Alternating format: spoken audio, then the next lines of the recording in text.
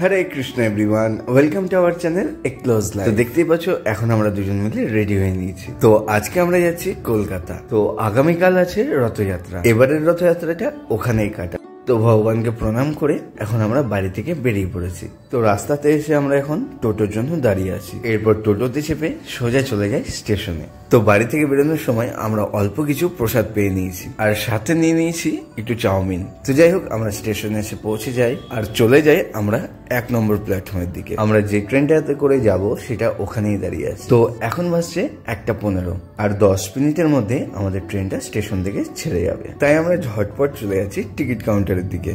তো টিকিট কাউন্টারে এসে এত ভিড় দেখে আমি তো অবাক। আমি যদি টিকিট কাটার জন্য লাইনে দাঁড়াই তাহলে শিওর ট্রেনটা মিস করব। তাই আমি তুলসীকে পাঠালাম টিকিট কাটার জন্য। তো তোমরা তো জানোই সব জায়গাতেই লেডিস ফার্স্ট। তো যাই হোক, অনেক খোঁজাখুঁজির পর আমরা দুজনে সিট। তো ট্রেনটা কিছুক্ষণ ছেড়ে যাওয়ার পর প্রচুর ভিড় হয়ে যায়।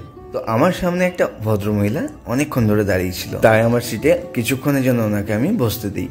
তো যাই হোক, আমাদের ট্রেনটা যখন কাটোয়া পার হয় তখন তুলসীর খিদে পেয়ে যায়। তো তার সাথে সাথে আমারও খিদে পেয়ে যায়, তাই দুজন মিলে চাউমিনটাকে শেষ করে দিই।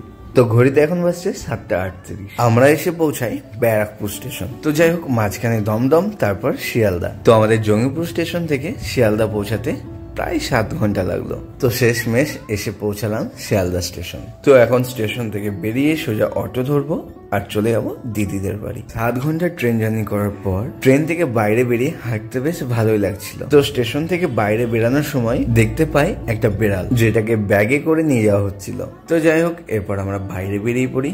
আর হ্যাঁ, তোমাদেরকে তো একটা কথা জানাতেই ভুলে গিয়েছিলাম। আজকের দিনটাতে কিন্তু আমরা পুরীতে থাকতাম। 4 তারিখ আর 5 তারিখ আমরা থাকতাম ভুবনেশ্বরে, আর 6-7 থাকতাম পুরীতে।